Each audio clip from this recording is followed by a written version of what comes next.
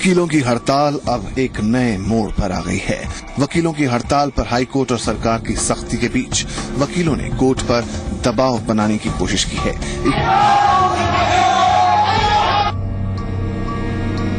वकीलों की हड़ताल अब एक नए मोड़ पर आ गई है। वकीलों की हड़ताल पर हाईकोर्ट और सरकार की सख्ती के बीच वकीलों ने कोर्ट पर दबाव बनाने की कोशिश की है। इसी रणनीति के चलते जयपुर और जोधपुर हाईकोर्ट में 12 अतिरिक्त महाधिवक्ताओं ने इस्तीफे दिए और न्यायिक कार्य बहिष्कार जारी रखने का फैसला कर लिया। आज मेरे लिए बड़ा दुखद दिन है जब राजस्थान उच्च न्यायालय में बार और बेंच की गरिमा को ठेस पहुंच रही है।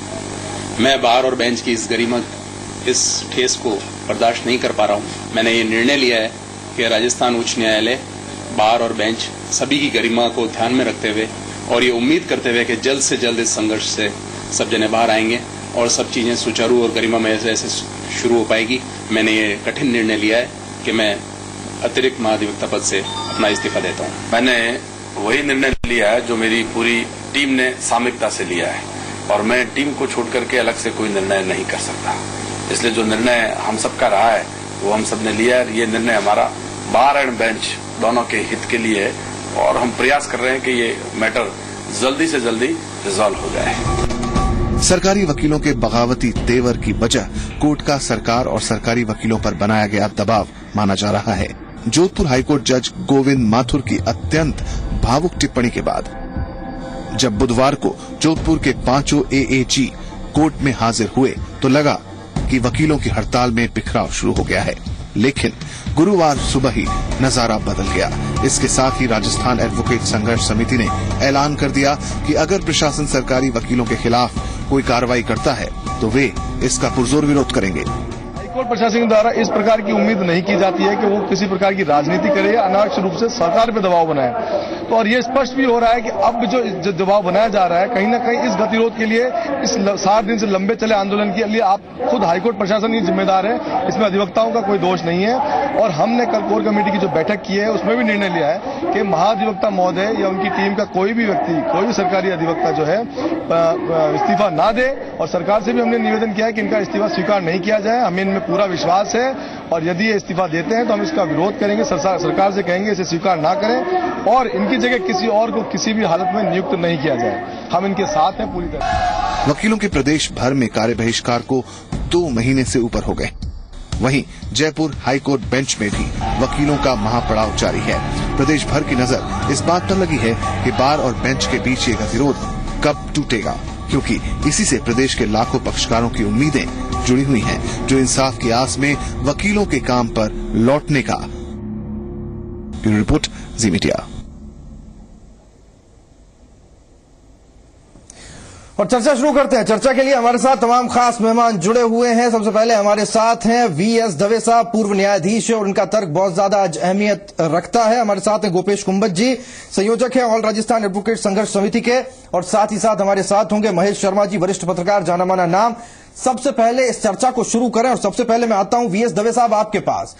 साहब सबसे पहले ये समझाएं, कल एक प्रतिक्रिया आई थी जोधपुर से माथुर साहब की, उसके बाद में जिस तरह की परिस्थिति बनती हुई दिखाई दी आज वकीलों की तरफ से, समझना मैं ये चाहता हूं, क्या जब चीजें डाइल्यूट हो रही थी, जब चीजें पटरी पर आ रही थी, इस बीच न्यायपालिका की तरफ से इतना तल कदम उठा लेना, ऐसा नहीं लगता भावावेश में उठाया गया एक ऐसा कदम था जिसने स्थिति को बिगाड़ दिया? ऐसा है कि बहुत कॉन्शियस जज और कॉन्शियस लॉयर होता है तो उसके इमोशंस बहुत हाई होते हैं। मैं आज 26 वर्ष वकालत करी है, 10 वर्ष मैंने जजी करी है। ऐसे अनेक मौके आए। मैं हमेशा अपने साथियों को ये कहता था कि मेरा मवक्किल मेरा अन्नदाता है, क्योंकि वो मेरे को देता है। गरीब से गरीब किसान भी है तो पसीना बहा के हाथ में उसके छाले पड़े होते हैं, ला के देता है। तो वो आदमी जब जज बनता है तो उसको कभी कभी जो सामने आंसू बहाता मौक्किल दिखता है तो उसका होता है। तो मुझे लगता है गोविंद माथुर के सामने कुछ क्लाइंट ऐसे बैठे होंगे जिनकी वेदना उसके मुंह पे उभर के आई है। अब उसका गलत मतलब लेना या सही मतलब लेना मैं नहीं जाना चाहता कंट्रोवर्सी में, लेकिन मैं इतना अवश्य कहूंगा कि इसको इतना नहीं बढ़ाना चाहिए कि रबर बैंड इतना खिंच जाए कि टूट जाए तो फिर दोनों ही जगह उसकी चोट आती है। कहीं न कहीं किसी स्तर पर कुछ लोगों को बैठ के तय करना चाहिए, ऐसा मैं मानता हूं।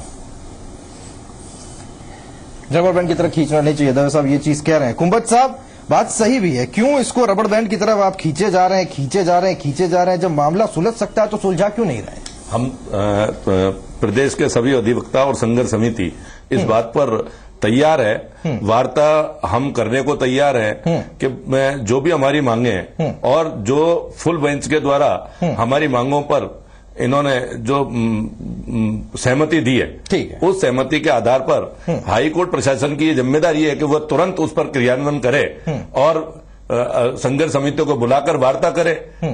वार्ता करेंगी तो गतिरोध वार्ता से ही टूटेगा। जब तक वार्ता की स्थिति नहीं आती है, हाईकोर्ट प्रशासन के द्वारा इस प्रकार के कार्य किए जा रहे हैं कि वो बार बार वकीलों पर टिप्पणी कर रहे हैं और सरकारी जो महाधिवक्ता हैं उनके खिलाफ जिस प्रकार की टिप्पणी हाईकोर्ट जजों के द्वारा की जा रही है, वो कोई बहुत शोभनीय कार्य नहीं है और हम इसकी निंदा करते हैं। इस प्रकार का अगर वो कार्य करते हैं तो इसका मतलब वो हड़ताल और कार्य स्थगन में आग में घी डालने का काम कर रहे हैं। कुंभत साहब दिक्कत पता क्या? दिक्कत यह है कि आप बातचीत के लिए तो तैयार हैं, लेकिन बातचीत होगी तो आपकी शर्तों पर होगी। आप चाहते हैं कि सिर्फ और सिर्फ उसी पर बात हो जो आप चाहते हैं, आप दूसरे की बात सुनने के लिए तैयार नहीं, उसका कोई तर्क आपको स्वीकार नहीं।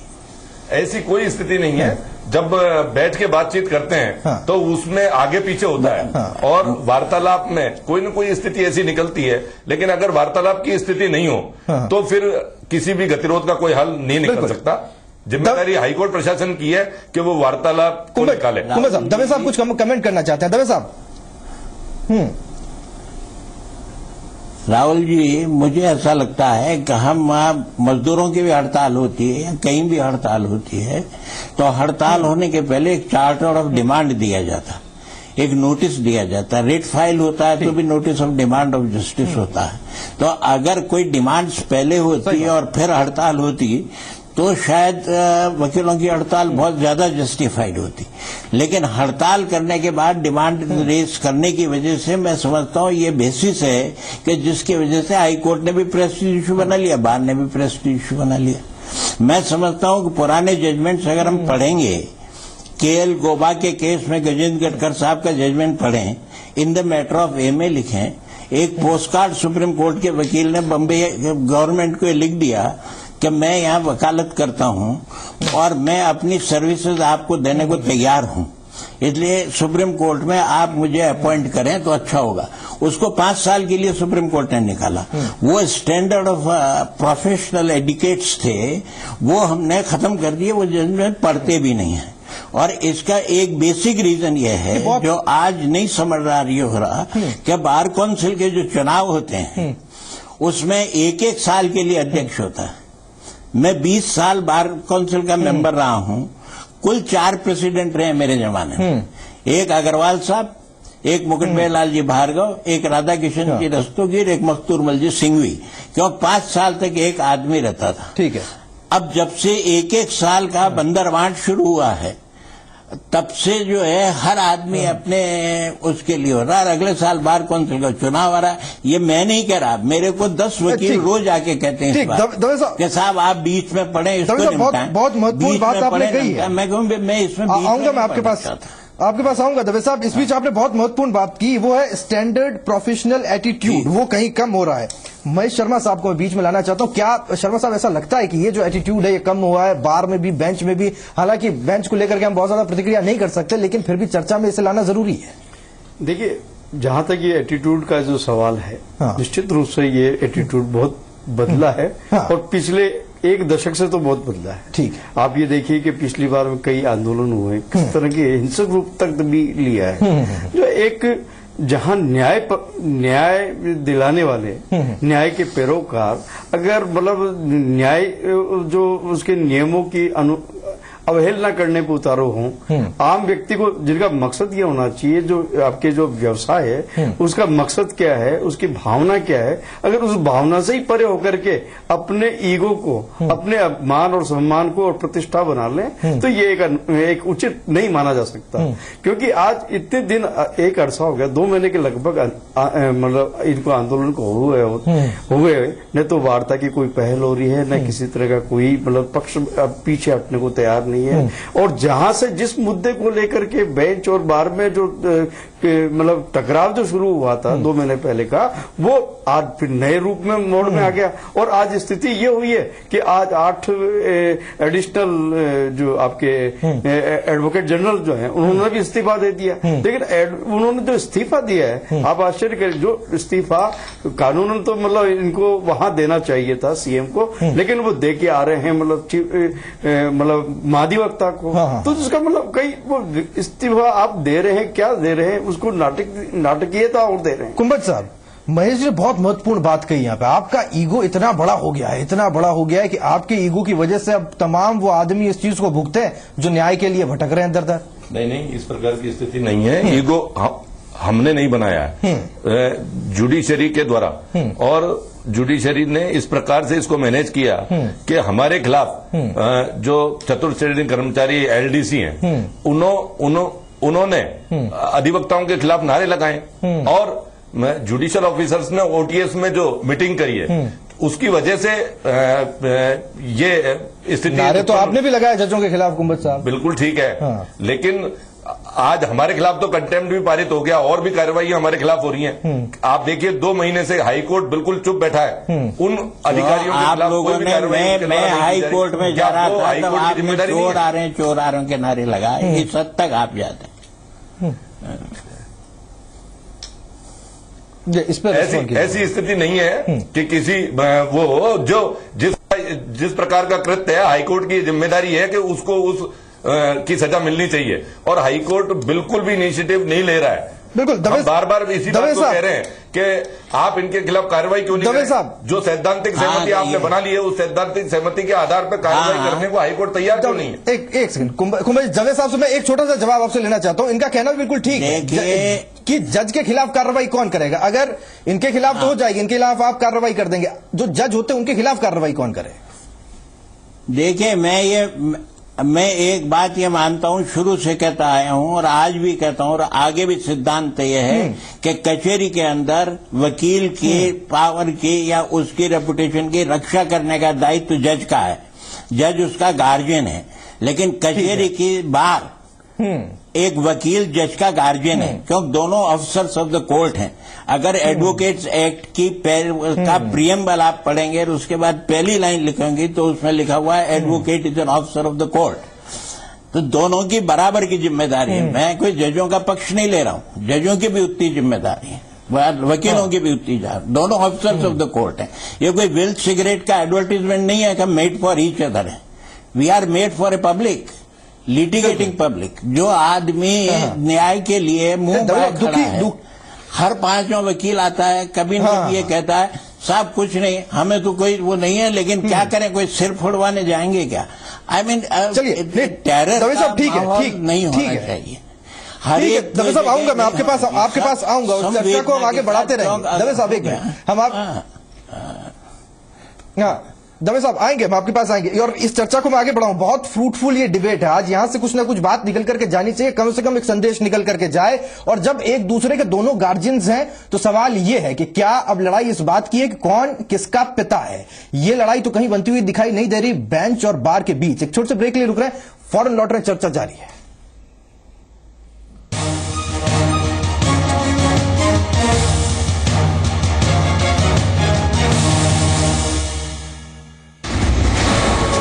वकीलों की हड़ताल के मामले में अब नया मोड़ आ गया है। जोधपुर हाईकोर्ट के अतिरिक्त महाधिवक्ता पुष्पेंद्र सिंह ने इस्तीफा दे दिया है। 4 अक्टूबर से होने वाला राज्य सरकार का कोटा संभाग का दौरा स्थगित कर दिया गया है। तो इस वक्त ये बड़ी खबर अब जयपुर से आ रही है, जहां पर एएजी अभिनव शर्मा जस्टिस अजय रस्तोगी की खंडपीठ में पहुंचे हैं।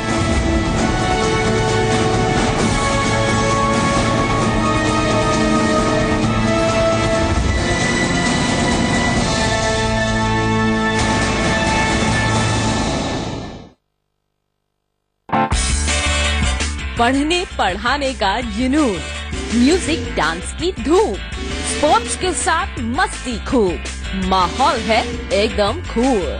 इट्स माई स्कूल, सोमवार से शुक्रवार दोपहर 3:30 बजे सिर्फ जी मरुधरा पर।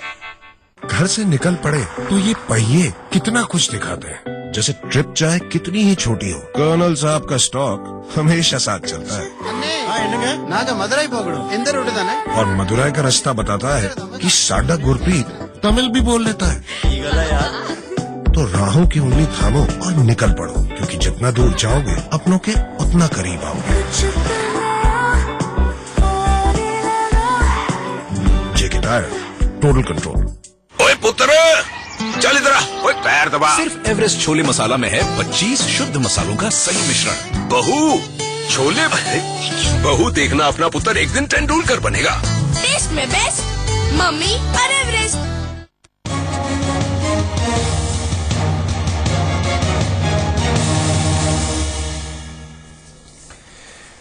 ब्रेक के बाद एक बार फिर से आपका स्वागत है। लगातार हम चर्चा आज ये कर रहे हैं कब स्थितियां बदलती दिखाई देंगी, और चर्चा इस बात पर ज्यादा कि क्या कोई सहमति बनती भी दिखाई देगी। लगातार तमाम गेस्ट यहां पर मेरे साथ मौजूद है पैनल में, और अब महेश शर्मा जी मैं आपके पास आना चाहता हूं। इस बात का जिक्र अभी कुछ देर पहले दवे साहब करते हुए दिखाई दिए कि लड़ाई क्या ये तो बनती नहीं दिखाई दे रही कि पिता कौन है दरअसल, और कौन किसको लीड करेगा और किसकी वजह से कौन है। नहीं, देखिए इस समय बात बाहर मतलब कचहरी की बात हो रही है। इसमें कचहरी की बात में भी ये भी कहा जा रहा है कि जज और एक दूसरे के परस्पर मतलब क्या कहते हैं दोनों संरक्षण है, और ये सब बातें हो रही है। लेकिन स्थिति ये है कि जिनके बिहार पे एक गरीब आदमी को जो न्याय मिले, ये दोनों जो न्याय के दोनों ध्रुव जो हैं, आज मतलब स्थिति ये है कि जो जिसके आधार है, जो एक आम व्यक्ति गरीब जो न्याय चाह रहा है, उनके उसके हितों के विपरीत मतलब क्या कहते हैं दोनों अपने अड़ाअड़ी मान प्रतिष्ठा का विषय बनाए हुए हैं। और सबसे ये सबसे इस बात की और कोई नहीं जोड़ रहा है कि वो आम गरीब जो है न्याय के लिए भटक रहा है, उसको विलंब हो रहा है। और एक तरफ हम दावा ये करते हैं कि सस्ता न्याय मिलेगा, समय पर न्याय मिले, शीघ्र न्याय मिलेगी। सब ऐसी इन आंदोलन से, इस लंबे आंदोलन ने एक सामने प्रश्न यक्ष प्रश्न खड़ा कर दिया है, क्या आज ये न्याय व्यवस्था हम किस दिशा की ओर ले जा रहे हैं, इस पे समझने की बात है। बिल्कुल। कुंभा साहब मैं आपके पास में आता हूं, क्या ये एक बड़प्पन आपकी तरफ से दिखाया नहीं जा सकता तमाम एडवोकेट्स की तरफ से कि हम हितों को ध्यान में रखते हुए फैसले ले, हम काम पर जाएंगे, लोगों के लिए काम करेंगे, विरोध अपनी जगह वो हम करते रहेंगे, क्या ऐसा नहीं हो सकता? देखिए, पहले मैं महेश शर्मा जी की बात का थोड़ा सा जवाब दे देता हूं, और वो ये है कि जिस प्रकार से 2 महीने से हाई कोर्ट के न्यायाधीश और सेशंस कोर्ट में इस प्रकार के आंकड़े दिखाए जा रहे हैं, वो चाहे जनता को भ्रमित करने के लिए हो या किसी भी प्रकार से हो, उनके द्वारा ये दर्शाया जा रहा है बार बार कि हमें वकीलों की आवश्यकता नहीं है। क्यों? क्योंकि वो ये कह रहे हैं कि हमने 200 ये डिसाइड कर दिए, 400 ये डिसाइड कर दिए। ये किस बात का दिखावा है, या इस बात से वो क्या दर्शाना चाहते हैं? क्या न्यायालय केवल एक पहिए पे ही चलता रहेगा? अधिवक्ताओं के बिना न्याय को चलाया जा सकता है? या आप केवल निर्णय पारित करना चाहते हैं तो ठीक है, अधिवक्ताओं के बिना कर सकते हैं, लेकिन न्याय की स्थिति तो अधिवक्ताओं के बिना नहीं आएगी। बिल्कुल। और दवे साहब, क्या एक जाजम पर आने के लिए, एक टेबल पर आने के लिए अब क्या कोशिश की जाए ताकि जो जज है, जो बेंच है, उनका भी मन बने कि नहीं बात हो? क्योंकि यहां से अब जरूरत बड़प्पन दिखाने की आपकी तरफ से या जजेस की तरफ से ज्यादा जरूरी है। मैं ये समझता हूं कि राजस्थान हाई कोर्ट में इस वक्त कम से कम 30 सीनियर एडवोकेट्स वकालत करते हैं। 30 सीनियर एडवोकेट में से एक भी एडवोकेट आज तक इस विषय के ऊपर कोई बोलता नहीं है। सीनियर एडवोकेट्स 5 जने बैठे हैं, 5 जने जजेस के बैठे, दोनों साइमल्टेनियसली 2 मिनट में तय कर लें। हम जो है मोबोक्रेसी में कोई काम नहीं कर सकते। हम जो है सो बराबर हड़ताल करते जाते हैं। पहले हम बार एसोसिएशन में अपने ठीक करें, और हम अपने यहाँ भी जो है सो एक इंक्वायरी बॉडी बनाएं कि कोई भी हड़ताल करने के पहले कोई भी झगड़ा होता है, किसी भी वकील का होता है या किसी कोर्ट में होता है, तो उससे पहले एक इन हाउस इंक्वायरी होनी चाहिए। पहले ये होता था, जब भीलवाड़ा में एक वकील को एसपी ने पीटा वहां उसके सारे बाजार में हड़ताल हुई, उन्होंने राजस्थान में हड़ताल की बात वो दी। तो जस्टिस शेमाल, जस्टिस मर्दर मृदुल बहुत सीनियर एडवोकेट थे, और हम 3 आदमियों की एक कमेटी थी, स्टैंडिंग कमेटी थी बार काउंसिल की। उन्होंने जाके इंक्वायरी की, 60 आदमियों के बयान लिए, उसके बाद ये कहा 24 घंटे की हड़ताल करेंगे सांकेतिक। उसके बाद उसका सारा झगड़ा बार काउंसिल के पैसे से लड़ेंगे। ये रिजोल्यूशन पास हुआ। एक कमेटी होती थी, स्टैंडिंग कमेटी होती थी, जो निर्णय लेती थी। जवाब जरा मैं ले लूं इस पे। 5 साल का जो दवे साहब, जवाब जरा मैं ले लूं इस पे। हाँ जी, जवाब ले लूं। कुंबर साहब, एक बहुत क्या अच्छा तरीका बताया अभी दवे साहब ने, किस तरह से विरोध को जताया जा सकता है। क्या ऐसा नहीं हो सकता जो वो कह रहे थे ऐसा हो जाए?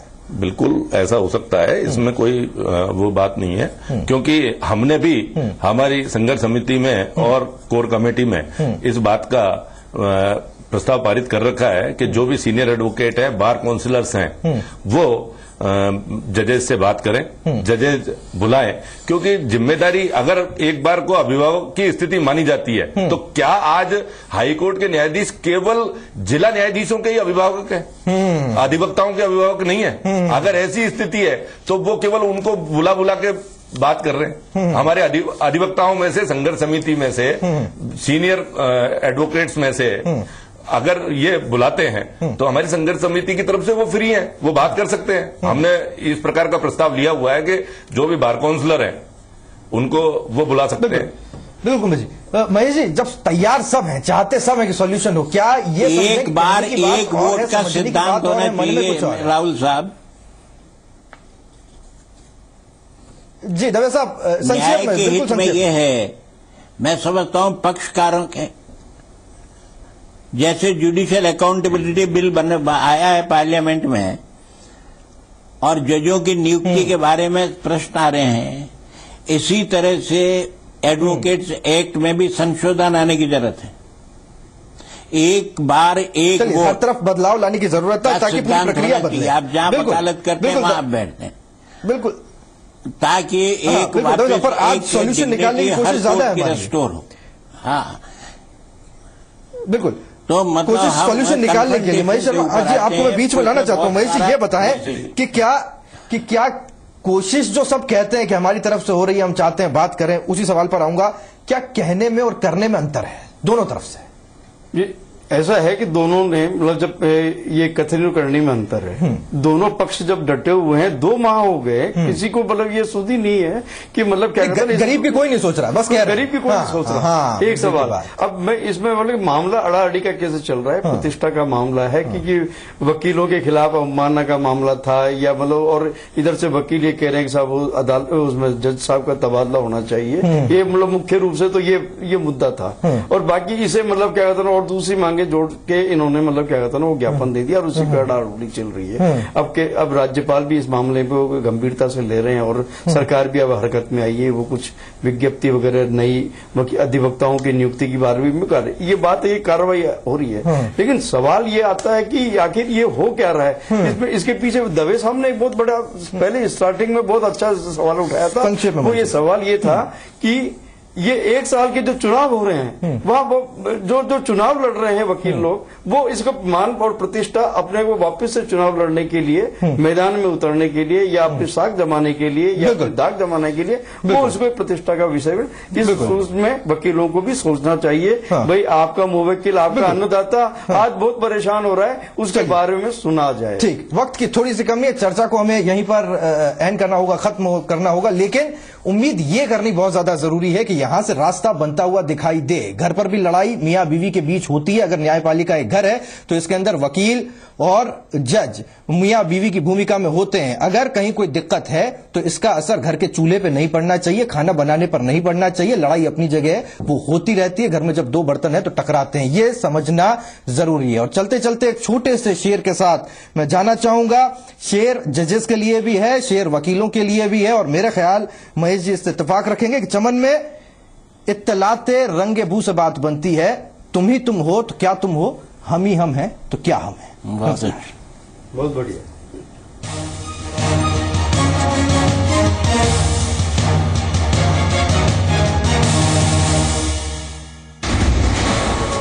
वकीलों की हड़ताल के मामले में अब नया मोड़ आ गया है। जोधपुर हाईकोर्ट के अतिरिक्त महाधिवक्ता पुष्पेंद्र सिंह ने इस्तीफा दे दिया है। 4 अक्टूबर से होने वाला राज्य सरकार का कोटा संभाग का दौरा स्थगित कर दिया गया है। तो इस वक्त ये बड़ी खबर अब जयपुर से आ रही है, जहां पर एएजी अविनाश शर्मा जस्टिस अजय रस्तोगी की खंडपीठ में पहुंचे हैं।